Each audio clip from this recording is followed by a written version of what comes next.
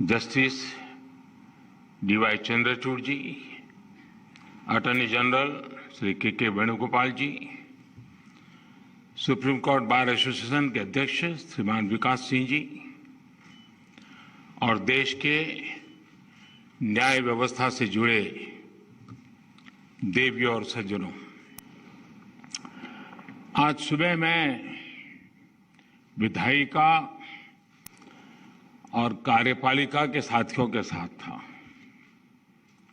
और अब न्यायपालिका से जुड़े आप सभी विद्वानों के बीच में हूं। हम सभी की अलग अलग भूमिकाएं, अलग अलग जिम्मेदारियां और काम करने के तरीके भी अलग अलग हो सकते हैं, लेकिन हमारी आस्था, हमारी प्रेरणा, हमारी ऊर्जा का स्रोत एक ही है, हमारा संविधान।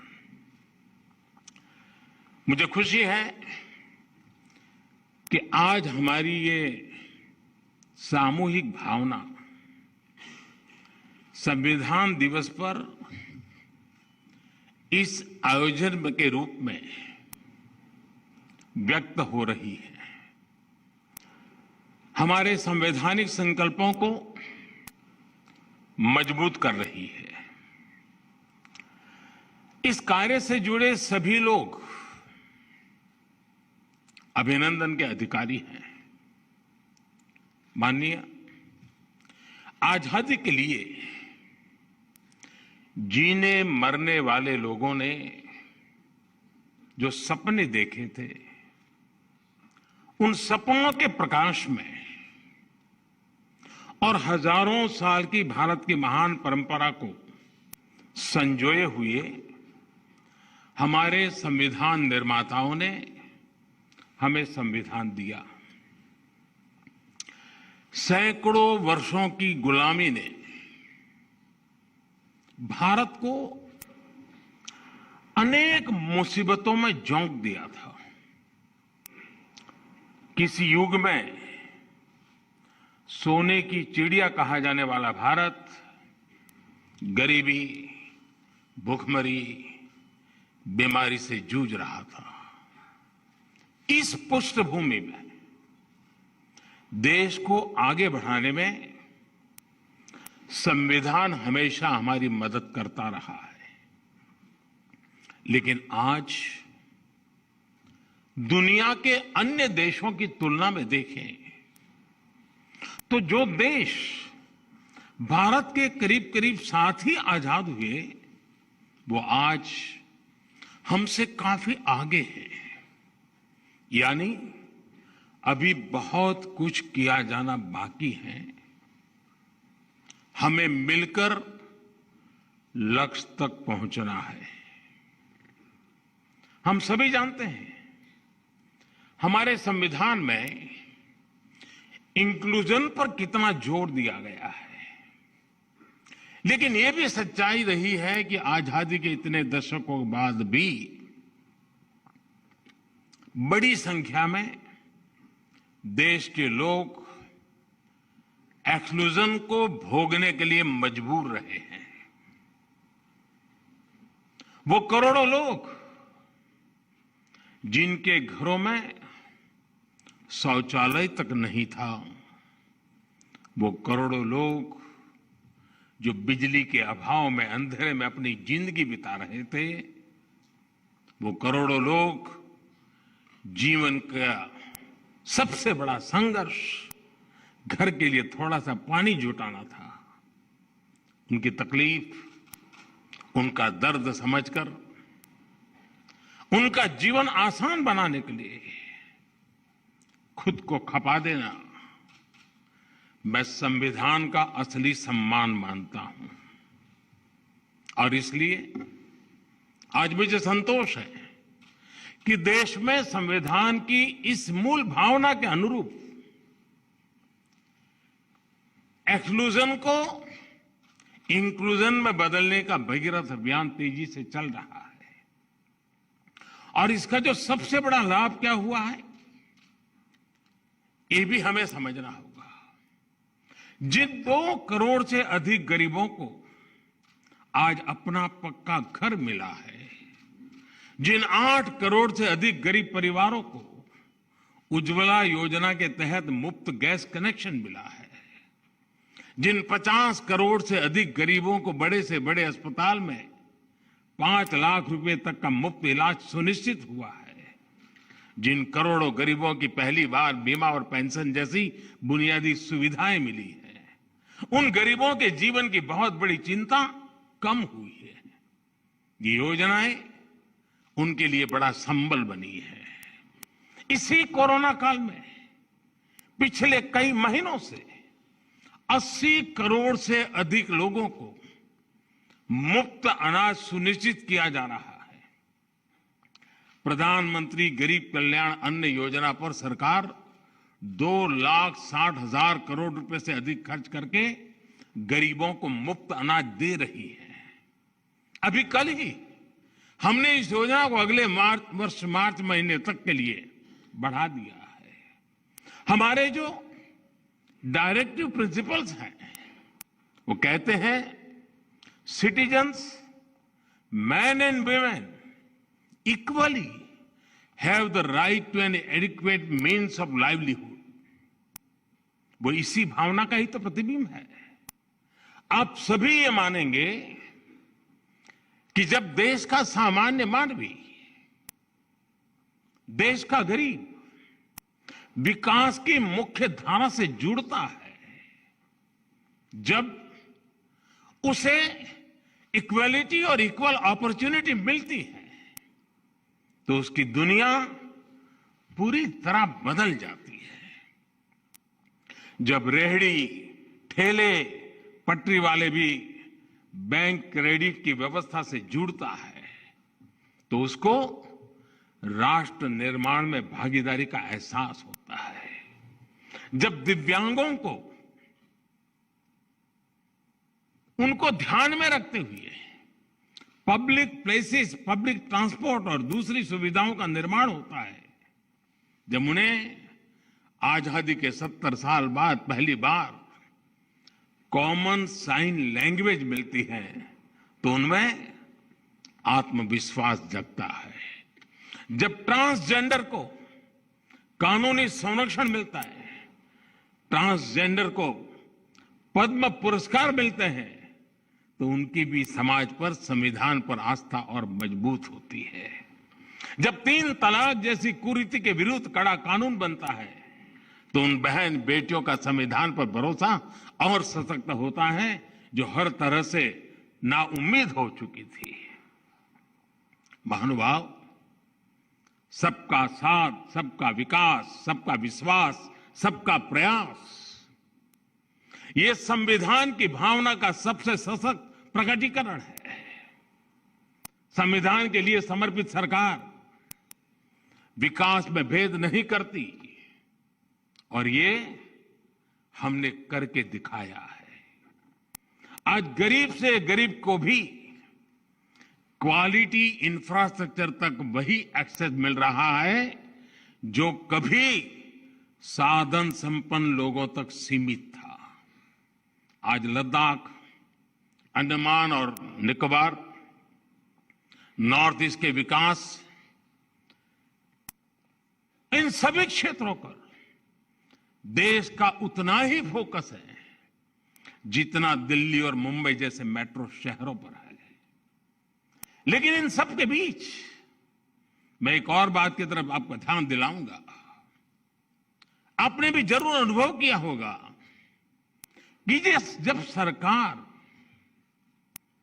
किसी एक वर्ग के लिए, किसी एक छोटे से टुकड़े के लिए कुछ करती है, तो बड़ी उदारवादी कहलाती है। उसकी बड़ी प्रशंसा होती है कि उनके लिए कुछ किया। लेकिन मैं हैरान हूं, कभी कभी हम देखते हैं कोई सरकार एकाध राज्य के लिए कुछ कर ले, कुछ राज्य की भलाई का कोई काम कर दे, तो भी वाहवाही हो जाती है।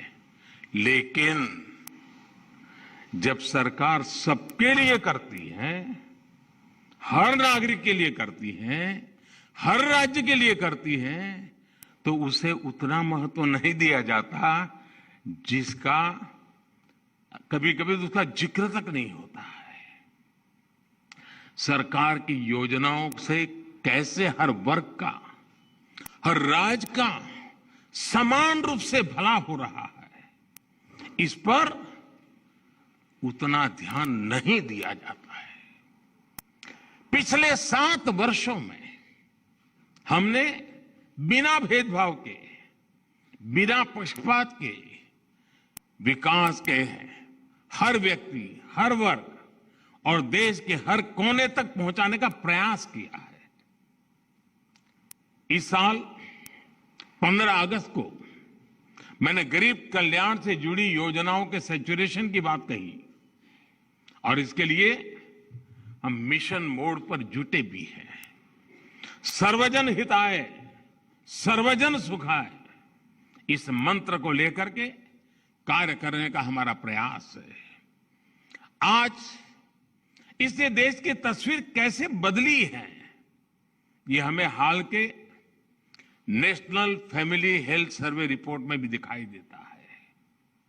इस रिपोर्ट के बहुत से तथ्य इस बात को सिद्ध करते हैं कि जब नेक नियत के साथ काम किया जाए, सही दिशा में आगे बढ़ा जाए और सारी शक्ति जुटाकर लक्ष्य को प्राप्त करने का प्रयास किया जाए तो सुखद परिणाम अवश्य आते हैं।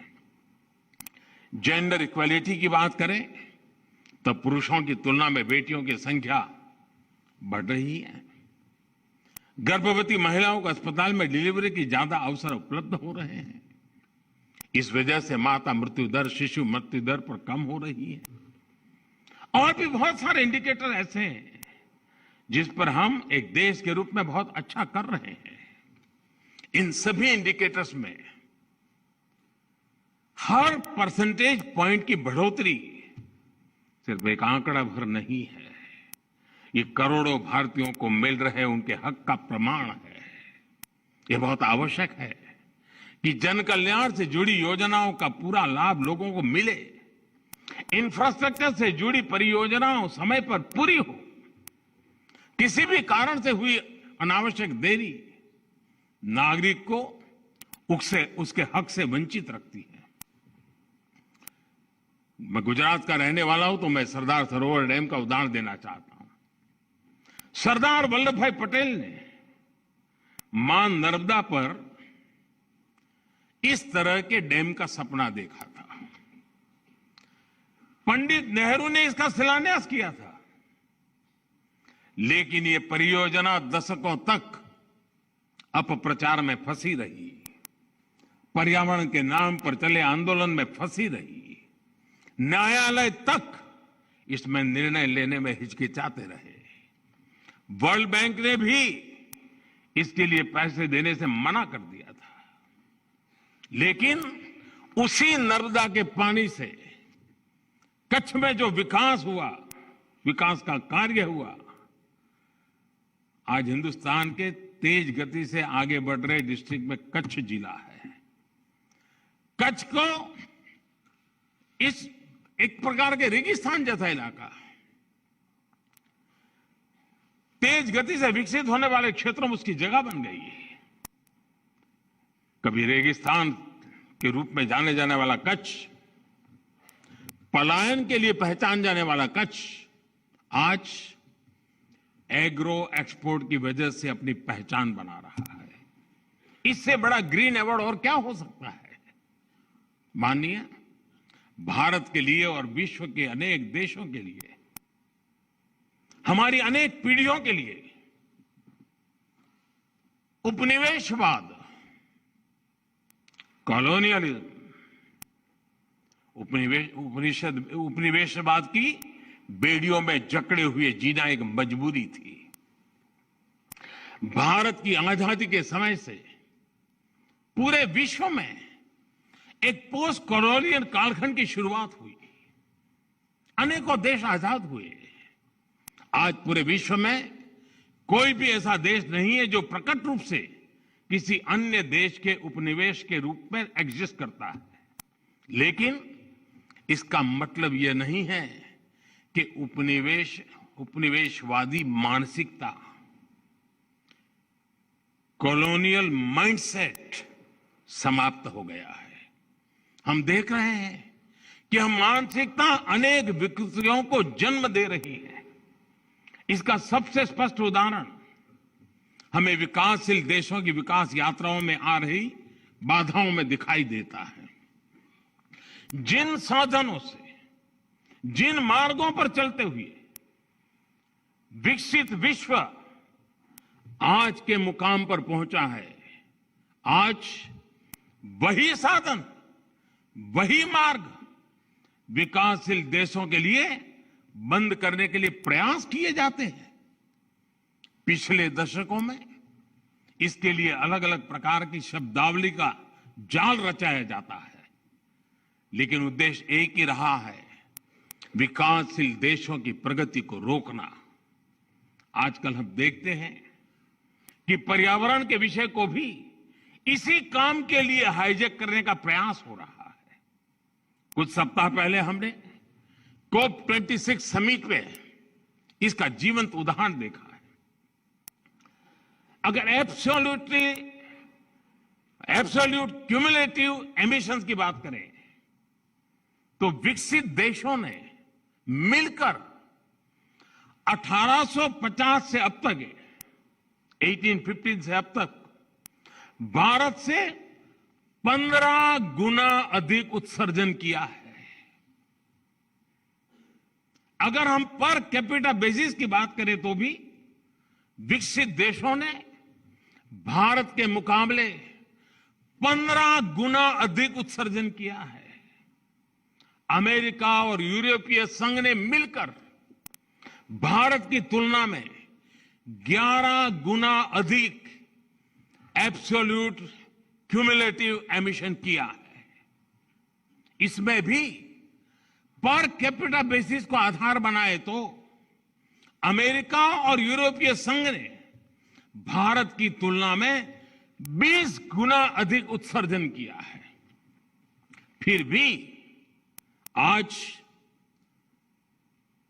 और हमें गर्व है, भारत जिसकी सभ्यता और संस्कृति में ही प्रकृति के साथ जीने की प्रवृत्ति है, जहां पत्थरों में, पेड़ों में, प्रकृति के कण कण में, जहां पौधे में भी परमात्मा देखा जाता है, उसका स्वरूप देखा जाता है, जहां धरती को मां के रूप में पूजा जाता है, उस भारत को पर्यावरण संरक्षण के उपदेश सुनाए जाते हैं।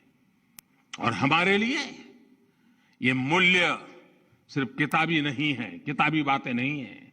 आज भारत में लायन, टाइगर, डॉल्फिन आदि की संख्या और अनेक प्रकार की बायोडायवर्सिटी के मानकों में लगातार सुधार हो रहा है। भारत में वन क्षेत्र बढ़ रहा है। भारत में डिग्रेडेड लैंड का सुधार हो रहा है। गाड़ियों के ईंधन के मानकों को हमने स्वेच्छा से बढ़ाया है। हर प्रकार की रिन्यूएबल एनर्जी, उस क्षेत्र में हम विश्व के अग्रणी देशों में हैं। और पेरिस समझौते के लक्ष्यों को समय से पहले प्राप्त करने की ओर अग्रसर अगर कोई है तो एकमात्र हिंदुस्तान है। G20 देशों के समूह में अच्छे से अच्छा काम करने वाला कोई देश है, दुनिया ने माना है, वो हिंदुस्तान है। और फिर भी ऐसे भारत पर पर्यावरण के नाम पर भांति भांति के दबाव बनाए जाते हैं। यह सब उपनिवेशवाद मानसिकता का ही परिणाम है। लेकिन दुर्भाग्य यह है कि हमारे देश में भी ऐसी ही मानसिकता के चलते अपने ही देश के विकास में रोड़े अटकाए जाते हैं। कभी फ्रीडम ऑफ एक्सप्रेशन के नाम पर तो कभी किसी और चीज का सहारा लेकर। हमारे देश की परिस्थितियां, हमारे युवाओं की आकांक्षाएं,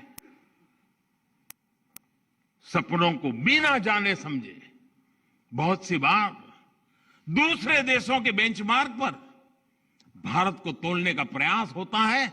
और इसकी आड़ में विकास के रास्ते बंद करने की कोशिश होती है। इसका नुकसान ये जो करते हैं ऐसे लोगों को भुगतना नहीं पड़ता है। इसका नुकसान भुगतना पड़ता है उस मां को जिसका बच्चा बिजली प्लांट स्थापित न होने के कारण पढ़ नहीं पाता। इसका नुकसान भुगतना पड़ता है उस पिता को जो रुके हुए सड़क प्रोजेक्ट के कारण अपनी संतान को समय पर अस्पताल नहीं पहुंचा पाता। इसका नुकसान भुगतना पड़ता है उस मध्यम वर्गीय परिवार को जिसके लिए आधुनिक जीवन की सुविधाएं पर्यावरण के नाम पर उसकी आमदनी से बाहर पहुंचा दी गई। इस कॉलोनियल माइंडसेट की वजह से भारत जैसे देश में, विकास के लिए प्रयास कर रहे देश में करोड़ों आशाएं टूटती हैं, आकांक्षाएं दम तोड़ती है। आजादी के आंदोलन में जो संकल्प शक्ति पैदा हुई उसे और अधिक मजबूत करने में ये कॉलोनियल माइंडसेट बहुत बड़ी बाधा है। हमें इसे दूर करना ही होगा और इसके लिए हमारी सबसे बड़ी शक्ति, हमारा सबसे बड़ा प्रेरणा स्रोत हमारा संविधान ही है।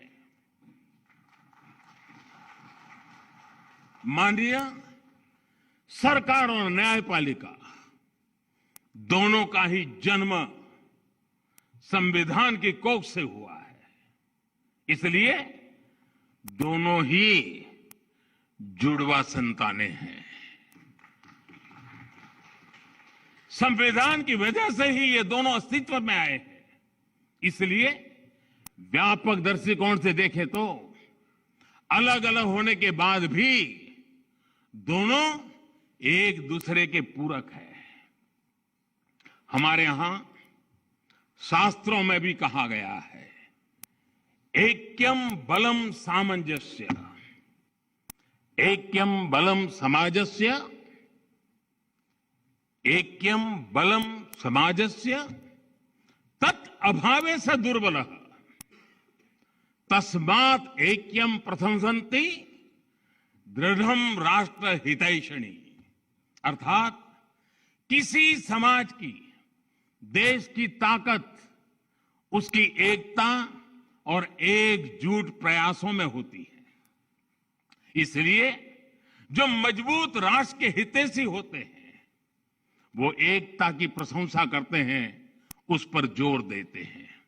राष्ट्र के हितों को सर्वोपरि रखते हुए ही यही एकता देश की हर संस्था के प्रयासों में होनी चाहिए। आज जब देश अमृत काल में अपने लिए असाधारण लक्ष्य तय कर रहा है, दशकों पुरानी समस्याओं के समाधान तलाश कर नए भविष्य के लिए संकल्प ले रहा है, तो ये सिद्धि सबके साथ से ही पूरी होगी। इसलिए देश ने आने वाले 25 सालों के लिए, जब देश आजादी की शताब्दी मनाता होगा, और इसलिए सबका प्रयास, इसका देश ने आह्वान किया है। निश्चित तौर पर इस आह्वान में एक बड़ी भूमिका जुडिशरी की भी है। महोदय, हमारी चर्चा में बिना भूले हुए एक बात लगातार सुनने को आती है, बार बार उसे दोहराया जाता है, separation of power. Separation of power की बात न्यायपालिका हो, कार्यपालिका हो या फिर विधायिका, अपने आप में बहुत महत्वपूर्ण रही है। इसके साथ ही आजादी के इस अमृत काल में, भारत की आजादी के 100 वर्ष पूरे होने तक, ये जो अमृत काल है, ये अमृत कालखंड में संविधान की भावना के अनुरूप कलेक्टिव रिजॉल्व दिखाने की आवश्यकता है।